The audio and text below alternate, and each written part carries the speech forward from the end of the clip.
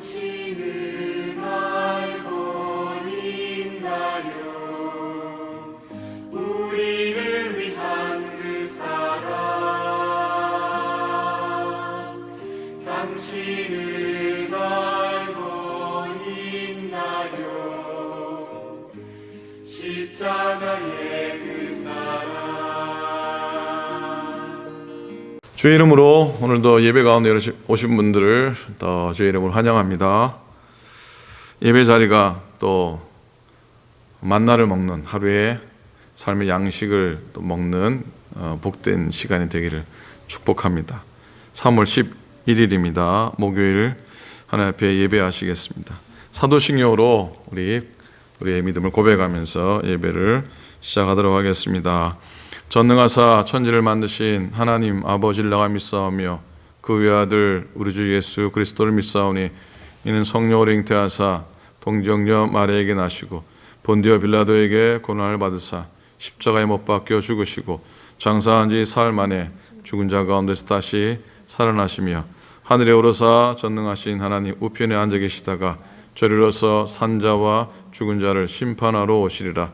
성령을 믿사오며 거룩한 공예와 성도가 서로 교통하는 것과 죄를 사하여 주시는 것과 몸이 다시 사는 것과 영원히 사는 것을 믿사옵나이다. 아멘. 찬송합니다. 326장, 통일 찬송가는 368장입니다. 내 죄를 회개하고 주 예수 믿고서 찬송합니다.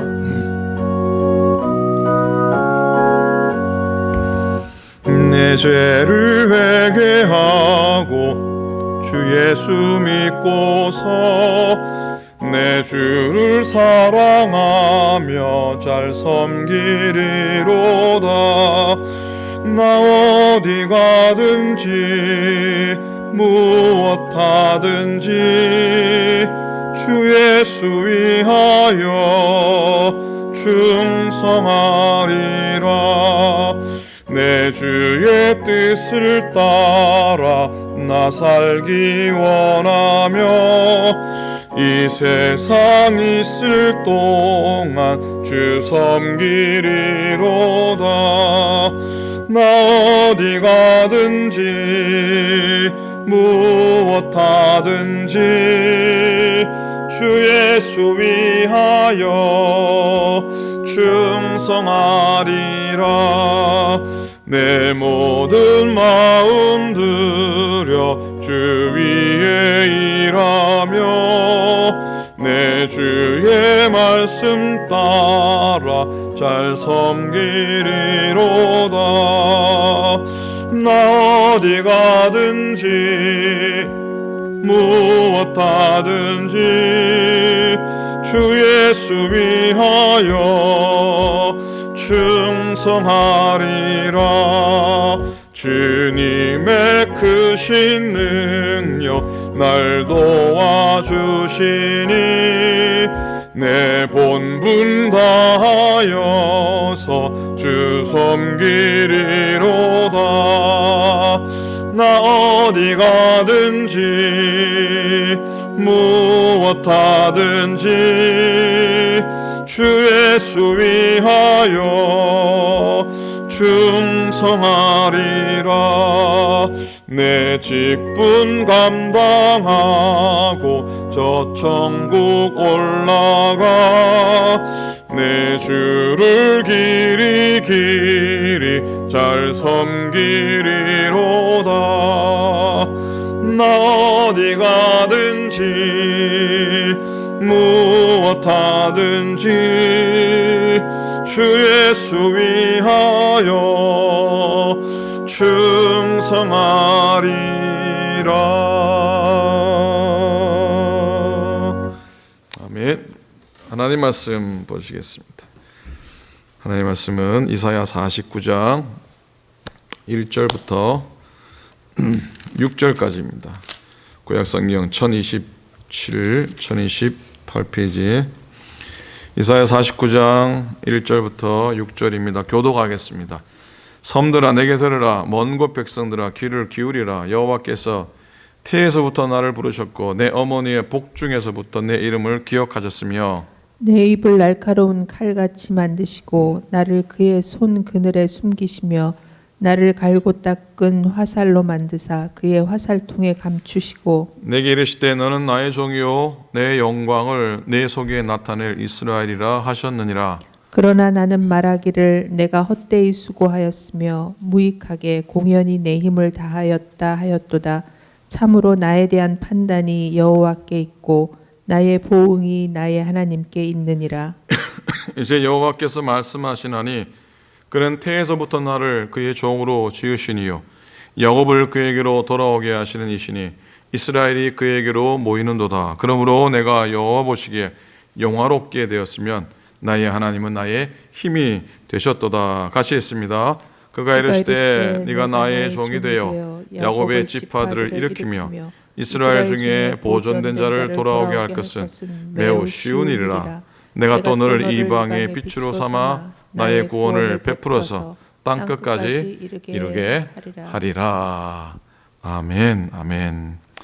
지난 주간에 42장을 묵상할 때 이사야서에는 종의 노래라고 불리는 4개의 노래가 나온다고 말씀드렸습니다. 이 노래들은 각각 독립적이긴 하지만 주제에 통일성이 있다고 말씀드렸죠. 그 기본 내용은 종이 주인공으로 등장을 하고 그 종의 생애를 통해서 하나님의 꿈이, 이스라엘의 꿈이 실현된다는 메시지의 내용이라 말씀을 드렸습니다. 바로 고난의 종을 통해서 하나의 백성과 세상에 대한 하나님의 계획이 성취될 것을 노래하고 있는 부분입니다. 그러기에 이 종의 노래가 등장하는 이 메시지는, 그리고 그 노래에 등장하는 종은 궁극적으로 장처하실 메시아 예수 그리스도를 가리키는 것이라, 그런 말씀을 나누었었죠. 자, 오늘 읽은 본문이 바로 두 번째 종의 노래의 메시지입니다. 그 내용은요, 하나님의 종은 어머니의 태에서부터 이스라엘을 회복시킬 사명과 이방의 빛을 비추어 구원을 베풀 사명을 위해 부름 받았다고 하는 메시지입니다. 자, 이사야 선지자는 우리가 언뜻 보기만 해도 누구와도 비견될 수 없는 그런 예민한 영혼의 소유자였습니다. 역사를 보면서 하나님의 뜻이 무엇인지를 찾아나가는 통찰력이 있었던 그런 사람이었습니다. 그리고 오늘 1절에서 특별히 하나님과의 관계에서, 하나님과의 관계에 대해서 그가 스스로 개인적으로 어떻게 생각하고 있는지를 확인할 수가 있습니다. 세 번역으로 1절을 읽어드리겠습니다. 너희 섬들아, 내가 하는 말을 들으라. 너희 먼 곳의 사람 민족들아, 귀를 기울여라.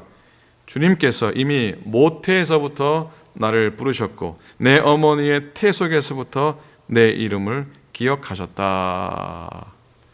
태에서부터 여호와가 자기를 부르셨다는 이 말은 어찌 보면 좀 문학적인 표현, 문학적인 수사법으로 이해될 수가 있습니다. 그렇다고 없는 걸 그럴듯하게 표현한 건 더더욱이 아니죠. 이 말 속에서 이사야는 자기가 하나님과의 숙명적인 관계, 하나님과의 관계를 숙명적으로 받아들이고 있는 것을 느끼게 됩니다. 하나님이 자신의 운명을 완전히 통째로 지배하고 계셨다는 게 태어날 때부터니까 그걸 확신했기 때문에 이런 고백을 할 수 있는 것이죠. 내가 태어나기도 전에, 그리고 혹은 내가 엄마의 뱃속에 있을 때부터 내가 걸어가야 할 길은 이미 정해졌다라고 하는 이 고백이 의미하는 바를 여러분들은 모르시지는 않을 겁니다. 저 같은 경우는 조금은 실감할 수가 있습니다. 제가 어머니의 태중에 있을 때 아버지께서 첫째가 아들이면 당신께 바치겠습니다라고 서원을 하셨기 때문입니다. 물론 감히 이사야의 부르심에 비견될 수 없지만 그런 아버지의 소원이 저의 생을 결정했다고 또 믿기 때문에 이사야와 같은 운명, 숙명 같은 그런 부르심을 약간은 공감할 수가 있습니다. 자, 여러분, 그렇다면 이사야는 도대체 무슨 경험을 했기에 이런 고백을 할 수 있었을까요? 자, 우선 일상에서 우리가 뭐 비슷한 경험을 예를 든다면 이럴 때 우리는 숙명적인 만남, 뭐 운명적인 만남, 그런 말을 사용합니다. 전혀 예상하지 못했는데 누군가를 만남으로 자기의 인생이 완전히 바뀐 것이죠. 그 사람과의 만남이 그의 인생의 터닝 포인트가 되는 경험, 그런 거예요. 그럴 때 사람들은 이건 운명이야, 이건 어쩔 수 없는 숙명이야 라고 말을 합니다. 자, 이사야 선지자는 자신의 운명을 창조주이신 하나님과의 관계 속에서 받아들였습니다. 그건 어떤 면에서 불가항력적인 거룩한 경험이라 할 수 있습니다. 이런 거룩한 경험이 사람을 살리고 또 생명의 충만함을 허락해 주십니다. 그런데 우리에게나 또 현대인들에게 이사야의 이런 경험은 상당히 낯섭니다. 그렇죠? 돈이 많아야 행복하게 살 수 있다거나 아니면 가난하면 불행하다는 그런 고정관념에 묶여 있고, 혹은 부와 건강과 권력과 명예는 선이고 가난과 병과 고난은 악이라고 하는 그런 생각을 하는 사람들에게 더더욱 낯설고 더더욱 이해가 되지가 않습니다. 근데 사실 그런 걸 부정하고, 그러니까 부와 명예와 건강을 부정하고 세상을 살아갈 수는 없습니다. 그러나 그렇지만 우리의 삶은 거룩하다고 말할 수밖에 없는 그 무엇, 거룩하다고 말할 수밖에 없는 더 깊은 차원의 그 무엇과 분명히 연결되어 있습니다. 하나님과의 관계에서 중생과 구원의 은혜를 경험하면은 우리는 이사야처럼 고백할 수 있습니다. 하나님께서 태에서부터 나를 선택해 부르셨습니다 라고요. 그런데 또 한편 생각하면 이사야와 같은 분 정도 돼야지 그런 경험이 있을 수 있지, 우리 같은 나 같은 평범한 사람에게 무슨 그런 일이 있으려고 그런 경험은 불가능한 거야 라고 생각할 수도 있습니다. 사실 그래서 이사야와 같은 그런 부르심의 경험은 목사님들이나 아니면 선교사님쯤 되어야지 일어날 수 있겠다 하지만 이건 직책과는 아무런 관계가 없습니다. 이 부르심은 하나님과의 관계에 대한 이야기입니다. 목사나 선교사 정도 되어야 그런 숙명적이고 운명적인 경험을 할 거라고 생각하지 마시기 바랍니다. 이 소명은 어떤 직책, 어떤 일을 하든지 아무 관계없이 믿는 모든 사람에게 필수적이고 반드시 필연적인 사건이에요. 그리고 작든 크든 그런 경험이 없다면, 그런 부르심 앞에 내가 서지 못했다면, 우리는 겉으로 아무리 열정적으로 산다고 해도 교회를 열심히 다니고 온갖 직분을 가지고 있어도 피상적인데 껍데기에 불과 우리의 모습, 피상적인데 머무를 수도 있습니다. 어떤 분의 글을 읽는데 사람이 살아가면서 자신의 현실을 돌아볼 때 적어도 이 두 가지 인식을 하고 있다고 합니다. 나름 좀 동의가 됩니다. 좀 슬픈 얘기예요. 뭐냐면 하나는 세상살이에 끊임없이 쫓긴다는 것, 하나는 세상살이에 끊임없이 쫓겨간다는 것, 그리고 다른 하나는 삶의 허물을 늘 느낀다는 것. 이 두 가지를 말씀하시더라고요. 별로 은혜스럽지 않게 들릴 수도 있겠지만 현실적으로는 공감되는 바입니다. 사실 이 세상에서 버텨내려면 쫓기지 않을 수가 없고요. 그런데 나중에 뒤돌아보면 아무것도 남은 것이 없으니 허무할 수밖에 없다는 겁니다. 이 둘은 서로 깊은 관계가 있는데요. 세상살이에 쫓기면 허무에 떨어질 수밖에 없고, 삶의 허무에 떨어질수록 세상살이에 더 쫓기게 된다는 겁니다. 별로 유익하지 않은 악순환의 고리입니다. 근데 설령 우리가 예수를 믿고 신앙생활을 해도 이런 악순환에 빠지는 경우가 있을 수가 있습니다. 그래서 대충 교회 생활하면서 편안하고 즐겁게 사는 길을 선택합니다. 거기에 비록 생명의 충만감을 누리지 못하지만 어쩔 수 없이 거기에 안주합니다.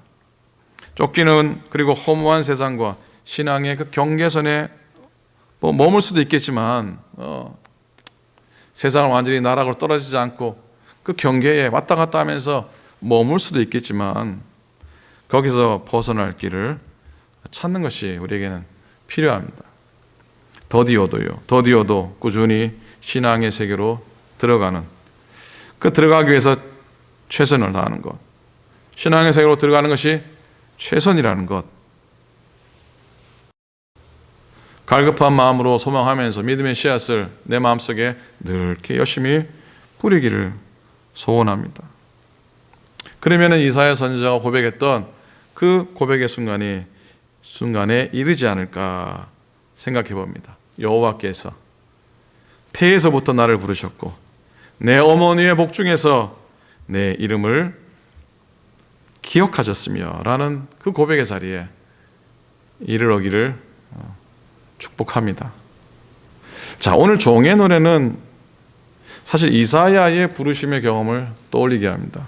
이사야는 자신의 소명을 종으로 규정합니다. 3절에 내게 이르시되 너는 나의 종이요라고 하죠. 5절에도 보세요. 이제 여호와께서 말씀하시나니 그는 태중에서 나를 그의 종으로 지으시니시요. 6절에도요. 그가 이르시되 네가 나의 종이 되어라. 근데 이 종이라고 하는 표현이 오늘날에는 썩 그렇게 좋게 들리지 않을 수도 있습니다. 이 종이라는 표현이 목사가 강단에서나 종에 대한 표현을 하지 일반 대화에서는 거의 잘 통용되지 않습니다. 그죠? 전화를 하는데 저는 종입니다. 말씀하시옵소서. 쓰지 않습니다. 종이라는 말 쓰지 않습니다. 그런데 성경 속에서 종이라는 개념은 너무 중요합니다. 그죠? 이 종이라고 말할 때에 떠올리는 세 가지 특징을 언뜻 생각해 본다면 뭐겠습니까? 먼저는 주인을 향한 절대 순종, 그리고 둘째로 주인을 향한 절대 의존, 그리고 주인을 향한 세 번째, 주인을 향한 절대 신뢰라는 것이죠. 이게 없으면 사실 종이라는 개념은 성립되지 않습니다. 그런데 이사야 선지자는 하나님을 대상으로 그런 경험을 하게 됩니다. 절대적인 대상을 경험한 사람은 이 다른 것들로부터 좀 초월해집니다. 자유로워지죠. 무슨 말씀인지 아시겠죠? 하나님을 경험한 사람은 남들이 뭐라 그래도 자유롭습니다. 누가 눈치를 줘도 아니면 누가 심지어 때리고 박해하고 욕을 하고 해도 자유로워집니다. 절대자를 경험한 사람은 이 땅의 어떤 것들로부터 자유로워질 수가 있습니다. 내가 하나님 만났습니다. 하나님 은혜를 누렸습니다. 고백해도 우리는 세상 것들에 흔들리고 하죠. 좀 어찌 보면 반만 경험해서 그런지도 모르겠습니다. 자, 이사야는 하나님 절대자로 하나님을 경험했기 때문에 누가 뭐래도 자신은 종이라고 하는 이런 고백은 사도 바울 이르기까지 수많은 믿음의 그 인물들이 경험하고 고백한 거 아닙니까? 자기를 종으로 기꺼이 정의하고 살아갑니다. 그런데 그런 마음으로 가지고 하나님의 말씀을 전해야 하는 이 자기의 소명이 그리 큰 성과를 내지 못했다는 것도 이사야는 또 알고 있습니다. 4절에 전반부 보면은 나는 말하기를 내가 헛되이 수고하였으며 무익하게 공연히 내 힘을 다하였다. 이 표현을 읽는데 이 부분을 읽는데 참 서글픕니다. 안타까운 마음이 듭니다. 실제로 이사야의 설교는 별로 소용이 없었나 봐요. 모든 게 헛된 일이었습니다. 이사야의 신탁을 거부하는 유다 백성들, 바벨론이라고 하는 그 힘, 그 현실 앞에서 이사야의 말은 공허한 헛소리라고 치부했잖아요. 요즘 말하면 이사야는 설교에 실패한 목회자입니다. 글쎄요, 뭐 설교에 성공한다는 말을 또 어떻게 이해될지 모르겠는데 하여튼 이사야는 적어도 설교에는 실패한 목회자처럼 보입니다. 왜? 아무도 그의 설교에 귀를 기울여 주지 않았기 때문입니다. 슬프죠. 이쯤 되면은 아유, 하나님 그만하겠습니다. 하나님 도저히 못하겠습니다. 그렇게 소명을 거두어 드릴 만도 한데 나름대로 최선을 다했는데 이게 아닌가 보다 하면은 그냥 하나님 여기까지입니다 라고 할 수 있는데 이사야는 그렇지 않았습니다. 자기의 실패와 또 자기의 허무함과 자기의 헛수고를 알고 있었지만 4절 후반부에서는 이렇게 고백을 합니다. 참으로 나에 대한 판단이 여호와께 있다. 그리고 나의 보응이 나의 하나님께 있다라고 하는 놀라운 고백을 합니다. 반전 아닙니까? 야, 이게 내가 한 게 헛수고구나, 이 공연히 했구나. 그러나 나에 대한 판단은 하나님이 하시고, 그리고 나에 대한 보응도 하나님께 있다라고 하는 놀라운 소망이 되고 위로가 되는 고백을 하고 있습니다. 이 공동번역 이렇게 번역하고 있어요. 그런데도 여호와만은 나를 바로 알아주시고, 하나님만은 나를 바로 알아주시고, 나의 하나님만은 나의 품삯을 셈해 주신다. 너무 위로가 되는 말이에요.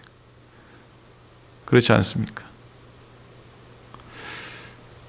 그렇게 이사야는 자신의 삶을 하나님의 판단에 완전히 맡기게 되는데 이게 어디 쉬운 일입니까? 어떤 때 우리들은 믿음은 제쳐놓고 주변 사람들의 말 한마디에 일비하고 살아갈 때도 있고, 아니면 반대로 고집불통으로 독불장군처럼 살아갈 때가 많기 때문이잖아요. 완전히 일임한다는 게 어디 쉬운 일입니까? 말은 잘하는데 돌아서면은 사람 말에 귀 기울이고 아니면 내 고집대로 하려고 할 때가 얼마나 많이 있습니까? 그런데 이사야는 하나님이 삶의 능력이라는 사실을 분명히 알았고 그 사실을 붙들고 있습니다. 그래서 5절 후반절에 보면은 그러므로 내가 여호와 보시기에 영화롭게 되었으며 나의 하나님은 나의 힘이 되셨도다 라고 고백합니다. 나의 하나님이 나의 힘입니다. 얼마나 많이 듣는 얘기고, 지난주일도 예수는 나의 힘이요 설교 중에 찬송도 부르는데 어떤 때는 상투적으로 들 때도 있죠. 그러나 이건 아주 실제적인 고백 아닙니까? 하나님만을 절대 의지하는 종이 되어서, 그리고 오히려 그런 종이 됨을 통해서 삶의 능력을 얻게 됐다는 것. 이 종이 되었는데, 보세요. 낮고 낮은 종이 되었는데 삶의 능력을 얻는 거예요. 역설적인 이야기거든요. 세상에서는 통용되지 않는 그런 역설적인 진리 아닙니까? 자, 이렇게 2500년 전 이스라엘 가장 어두운 시대를 살았던 한 선지자 이사야가 부른 종의 노래, 이 메시지는 적당한 데서 중간에서 끝나지 않고 우리에게 뭔가 더 귀한 메시지를 남겨두고 있는데 그건 6절이라고 생각합니다. 특히 6절 후반부에 보면은 너를 이방의 빛으로 삼아 나의 구원을 베풀어서 땅끝까지 이르게 하리라. 오늘 말씀의 제목입니다. 너를 이방의 빛으로 삼아 나의 구원을 베풀어서 땅끝까지 이르게 하리라. 본문이 말하는 하나님의 종은 이방의 빛이 되어서 하나님의 구원을 땅끝까지 이르게 할 존재라는 것인데, 이게 바로 메시아, 이것이 바로 메시아에 대한 갈망이고 염원이고 희망이고 기다림인 겁니다. 선지자 이사야 선지자는 그런 간절한 마음을 종의 노래에 담고 있습니다.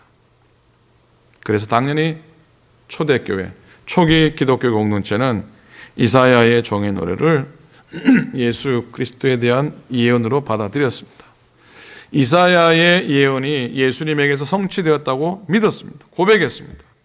그 증거가 바로 예수님의 십자가와 예수님의 부활이었던 겁니다. 예수님은 무기력하게, 그리고 하나님으로부터 버림받은 같은 그런 모습으로 십자가에서 죽으셨지만 하나님에 의해서 죽은 자들로부터 부활하셨습니다. 생명을 얻은 겁니다. 이로 인해 유대인뿐 아니라 이방인에게도 구원의 길이 활짝 열리게 되었기에 바로 예수님을 이방의 빛으로 선포할 수 있었던 겁니다. 이사야의 종의 예언이 바로 예수 그리스도의 구원의 사역으로 성취됐다는 믿음의 고백이 터져나온 것이죠. 자, 사랑하는 여러분, 하나님의 종은 예수님이 유일하다고 생각하지 않습니까?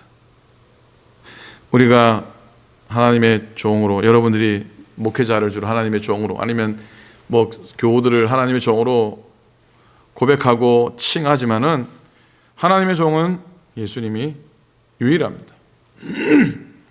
예수님만이 하나님의 아들인 것처럼 그분만이 하나님의 종입니다.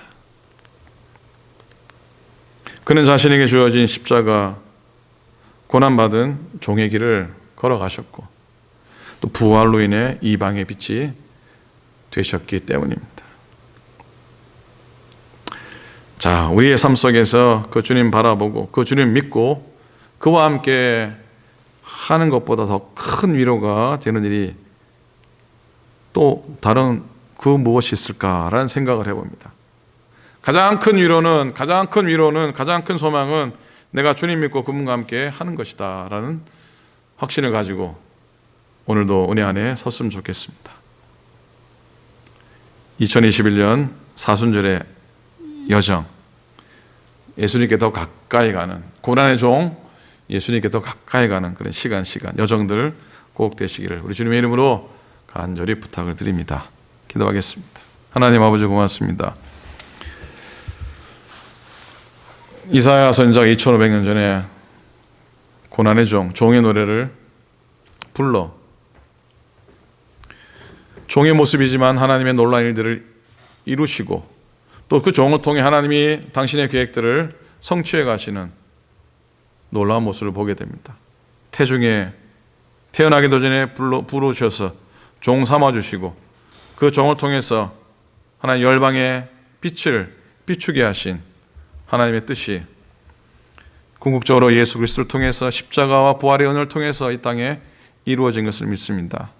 그리고 오늘 부족하고 모자라지만 우리들의 삶 속에서 그리스도의 십자가와 그리스도의 부활의 능력이 드러나게 하시고 하나님 아버지 정말로 주님 바라시며 주님 소망하시는 일들이 우리의 삶을 통해, 우리의 믿음을 통해, 우리의 헌신을 통해, 성김을 통해 드러날 수 있도록 인도하여 주시옵소서.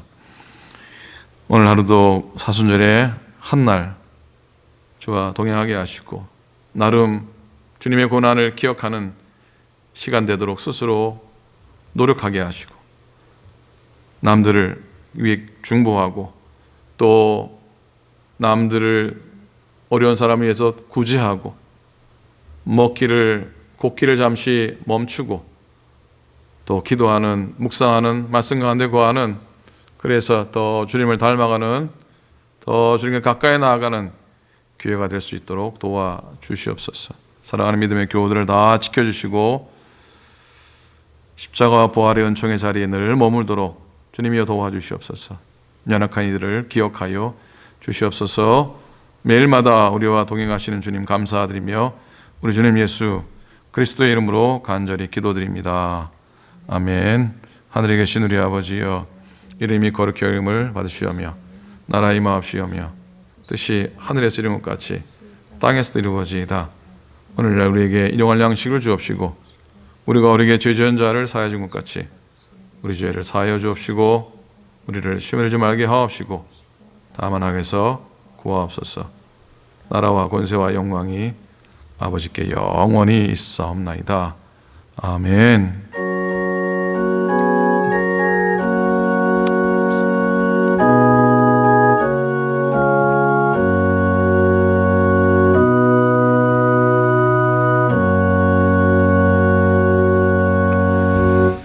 아멘. 아멘. 고맙습니다. 오늘도 주의 은혜의 날개 아래 머무시고 또 주와 동행하시는 축복의 한 날 되시기 바랍니다. 내일 또 예배 가운데 뵙겠습니다. 건승하십시오. 감사합니다. 당신은 알고 있나요?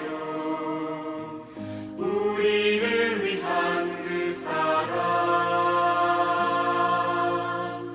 당신은 알고 있나요? 십자가에